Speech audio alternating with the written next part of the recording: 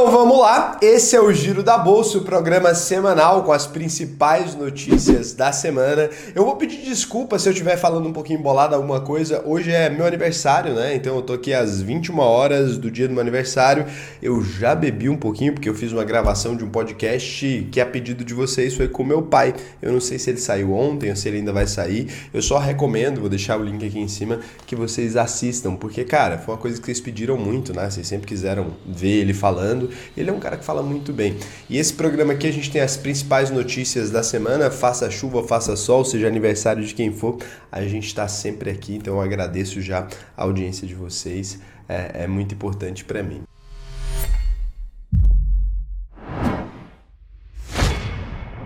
O Ibovespa abriu a semana com 127.255,27 pontos e fechou em 127.621,25 pontos, né? Então a gente teve uma alta na semana de 0,20%, uma alta bem significante assim. E agora a gente vai dar uma olhada no que aconteceu no mercado na semana. A primeira notícia do Giro da Bolsa aqui é sobre Porto Seguro, né? A PSSA 3, que essa semana comprou metade da ConnectCar, uma companhia de tags ali para pagamento de pedágio, né? A participação foi adquirida por 165 milhões do Grupo Ultra, o GPA3. A ConnectCar foi fundada em 2013 por sócios ali do Grupo Ultra, o GPA3, e os sócios do Itaú Unibanco, YouTube 4, né, e YouTube 3 também, com o objetivo de criar uma concorrente ao Sem Parar, que na época era a única companhia de tags para pedágio no mercado. Eu não sei se essa companhia funcionou muito bem, porque sendo bem honesto para vocês, eu nunca conheci ninguém que usa alguma outra que não seja o Sem Parar, né? As companhias já tinham uma parceria para oferecer pagamento digital de pedágios e estacionamento aos clientes do cartão de crédito Porto Seguro. Essa notícia é extremamente relevante ali para Porto Seguro, visto que a maioria da sua carteira de seguros vem de contratos de seguros para automóveis, então eles já têm uma base de clientes ali a ser explorada. Aqui você consegue entender, né, a representatividade no ramo de seguro de automóveis na empresa. Então aqui você tem em azul muito escuro o seguro de automóveis. Aí em 2016 66,3%, em 2017 65,7%, em 2018 65,2%, em 2019 64%, em 2020 61,5% e em 2021 60%. Ou seja, apesar de ser uma receita que está migrando ali muito por conta do outros ali, que está desenvolvendo novos seguros, ainda é a parte mais importante, junto com saúde, patrimonial e vida, né? Com essa notícia de que ela adquiriu essa empresa, ela foi tão positiva para a empresa de modo geral, que as ações de Porto Seguro estão aí agora cotadas a R$ 53,86, subiram aí 3,60% na semana. A próxima notícia é de uma empresa que já virou rotina, que é agora no Giro da Bolsa, né? A XP Inc., ou se você preferir, né? Você brasileiro, assim como eu, você pode chamar de XP Investimentos. Essa semana a empresa fechou um acordo com a BlueTree, mais um escritório de agentes autônomos para a criação de uma corretora, antigamente chamava Blue Trade, né? Acho que o trade ficou tão mal falado que até a BlueTree quis trocar de nome. A BlueTree foi fundada em 2009 na cidade de Franca, interior de São Paulo, e atende mais de 16 mil clientes com ticket médio de aproximadamente R$ 700 mil por cliente. O escritório vem conseguindo captar cerca de R$ 500 milhões por mês, é muito dinheiro, e espera atingir 16 bilhões sob gestão até o fim do ano. Atualmente a BlueTree conta com 10,5 bilhões de reais sob gestão e entrou em um acordo com a XP, vendendo participação na companhia em troca de utilizar a tecnologia da XP para a transformação da empresa, assim como nos acordos com a Messen e com a Monte Brava. A BlueTree ficará com 50,1% da companhia, enquanto a XP ficará com o restante. Os valores de negociação não foram divulgados. Então, assim, é uma tendência agora que está tendo. A XP percebeu que ela estava perdendo muitos escritórios ali para o BTG Pactual, decidiu reagir, e a grande proposta da XP para esses escritórios agora é, cara, vira uma DTVM, uma distribuidora de valores imobiliários, né, de títulos e valores imobiliários. A XP é uma CTVM, só para vocês terem uma ideia, uma corretora mesmo. Essas viram então a distribuidora de valores em troca ali deles terem equity do próprio negócio e conseguir crescer e alavancar. É muito interessante, a gente vai ter mais corretoras no mercado, cada vez serviços mais interessantes, mas é importante lembrar que para o consumidor final acaba que esses grandes escritórios ali não importam tanto, porque eles são uma carteira de investimentos que o cara começa de 700k, gestão muito mais de grandes fortunas ali, um atendimento muito mais corporativo do que a XP tem, né? Então não vai mudar muita coisa na nossa vida. Falando em mercado financeiro, uma das notícias que mais movimentaram o mercado foi a aquisição do C6 Bank, né? O JP Morgan aí comprou o C6 Bank. Então 2 semanas após o Nubank ali receber o aporte de 1,15 bilhão de dólares, incluindo a participação do mega investidor aí, Warren Buffett, o banco americano JP Morgan, né, anunciou nessa segunda-feira, dia 28, a compra de uma fatia de 40% do C6 Bank, o banco digital fundado em 2019 por ex-executivos ali do BTG Pactual. Hoje o C6 Bank conta com 7 milhões de clientes em sua plataforma digital e o valor do investimento deve ser utilizado aí para acelerar o crescimento do banco digital, que vem captando aportes para financiar sua expansão. As instituições não revelaram os valores da transação e o investimento está sujeito a aprovações das entidades regulatórias que devem aprovar. Em dezembro do ano passado, após mais de uma rodada de investimento, o C6 Bank se tornou uma empresa unicórnio, com valor de mercado de 11,3 bilhões de reais. Cara, essa é uma tendência de mercado, eu mesmo estou entrando nessa, se vocês não sabem, eu estou fundando a minha plataforma de investimentos agora, a gente já tem uma plataforma que é a IsaX, atrelada ali, né, a Orama, e agora a gente está desmembrando isso em uma empresa que vai chamar Fisher. Vai ser muito interessante para vocês também, estou entrando nesse jogo aqui para disputar isso aí a facadas que esse mercado, sou bem pequenininho, né, não dá para disputar dos 11 bi do C6 Bank, mas quero transformar o mercado aí e trazer mais ofertas de investimentos para vocês. Cara, tem outra coisa, né? Eu tô falando sempre aqui para vocês os relatórios de dividendos e a Levante, né? Eu mandei e-mail para os caras ali, pedi para eles estão soltando todo mês aqui agora o relatório de dividendos que as empresas vão pagar nesse mês. Então, se você quiser clicar no link que eu vou deixar aqui embaixo, né? O primeiro link aí, se você quiser clicar aqui para você ver quais empresas da sua carteira vão pagar dividendos esse mês, cara, tá disponível aí. E outra coisa, a Smart Fit aí tem disputa societária à véspera da IPO. Fiz aqui um vídeo só sobre a IPO da Smart Fit e os dois sócios minoritários de uma subsidiária de Brasília, né, da Smart Fit, a ADV Sport, que representa mais de 8% da receita da companhia, possui um processo na justiça pedindo o direito de participar do IPO, né, em andamento da Smart Fit. Segundo os minoritários, há um acordo de 2008, renovado em 2017, que garante a participação da ADV em caso de IPO da Smart Fit. Por isso, pedem que as partes das ações da empresa no processo sejam bloqueadas. Já a rede de academias diz que não reconhece a ampliação do prazo de vigência do acordo e que a perspectiva de perda do processo é remota. É um constrangimento aí para a empresa, né, em pleno IPO, lembrando que eu dei alguns detalhes desse IPO aqui, mas é uma empresa que está num momento muito ruim, perdendo cliente pra caramba e que tem prejuízo muito grande. Então vale a pena você conferir aqui o prospecto, mas eu não vou me afundar nisso aí porque é uma situação complicada. A Via Varejo, VVAR3, irá começar a oferecer serviços logísticos aí, né? Já era previsto, a empresa está desenvolvendo aí um pacote de serviços logísticos para o seu marketplace que vai desde a armazenagem dos produtos, recebimento dos pedidos, até a entrega do item ao consumidor, mesmo modelo de negócio adotado pela Amazon nos Estados Unidos. É muito importante lembrar que a Via Varejo já tinha sinalizado que faria isso, mas a Magazine Luiza acabou fazendo primeiro. Então, assim, é uma notícia incrível para a Via Varejo, mas meio broxante no sentido de que, cara, quem atira primeiro explana a posição. A Via Varejo, quando ela comprou a Saplog, ela fez um grande escândalo aí e acabou que a Magazine Luiza percebeu que a ideia era boa e fez primeiro, né? A Via adotará essa atividade como negócio autônomo, que também pode ser usada por seus concorrentes. Hoje a Magazine Luiza não faz isso. Dessa forma, lojistas que vendem no marketplace dessas empresas poderão utilizar o novo serviço da Via para fazer a distribuição dos seus produtos, principalmente a logística de itens pesados, que é um ponto forte da empresa em comparação com os concorrentes. Outra opção para os lojistas será vender em qualquer site ou aplicativo da companhia, podendo deixar os seus produtos estocados ali em suas centrais. Desse modo, a Via recebe um percentual da venda que varia hoje em torno de 13,5% a 16%, né? Cara, um preço bem ridículo, comparando que o iFood cobra mais que isso sem fazer uma estrutura muito grande. A Via já conta com 27 centros de distribuição espalhados no país e um novo centro será aberto em outubro na cidade de Extrema, Minas Gerais. A cidade de Extrema, Minas Gerais tem alguma especificidade em relação à logística e impostos, eu já reparei isso, porque quando eu fui fazer importação chinesa me sugeriram fazer uma sede lá. Já começando esse ano aí a armazenar itens mais pesados como fogões e refrigeradores, né? Essa notícia, apesar de ser primordialmente ali, positiva, acabou não mudando muita coisa no patamar da Via Varejo, que acabou caindo 0,06% na semana, né?